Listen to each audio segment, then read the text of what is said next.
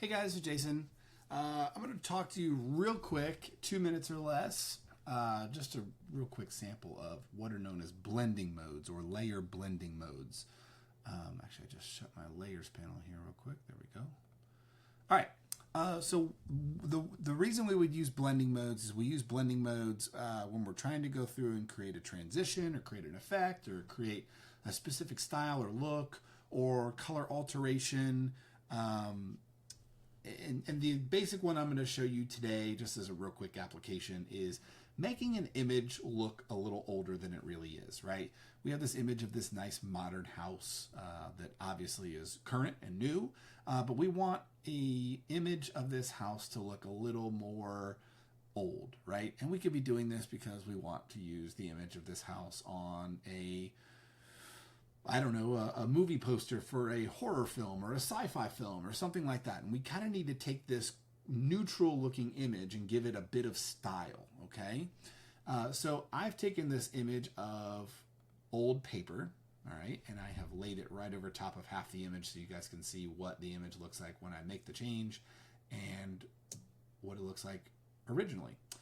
So first things first, when you get into the blending modes, you have your first two blending modes. These are your normal blending modes. So it's going to take the pixels as they are or dissolve them as they are. Here you have darkening blending modes off to the side. You can see it changing already, right? But these darkening blending modes are going to go through, as you can see, and they're darkening. As you can see, they're darkening the image, okay?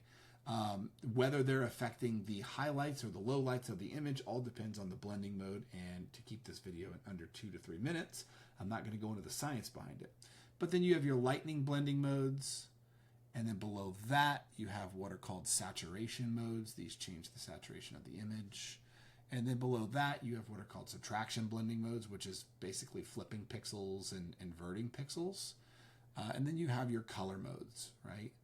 Where you can get some kind of cool effects here where you didn't normally have specific looks, right? So let's just scroll down here. If I want to darken the image, let's go with multiply. You guys can see this is starting to look a little bit more like an older image. Color burning kind of gives it a little bit of that, ooh, wow, this is, a little scarier. Linear burn is obviously a little more of the, Stranger Things kind of look, if you will. Lightning, screen, color dodge, linear. These look like images that have been worn or sun weathered, right? The ink is faded. Overlaying is basically just taking that image and laying it over top of it and either reducing out some of the color or adding to the color and enriching it. But yeah, you guys can click around here a little bit. Obviously, this kind of has an old Western feel. You get down to things like color. That's going to go through and kind of make this image look a little more sepia tone. Saturation is going to bump up the saturation contrast in certain areas.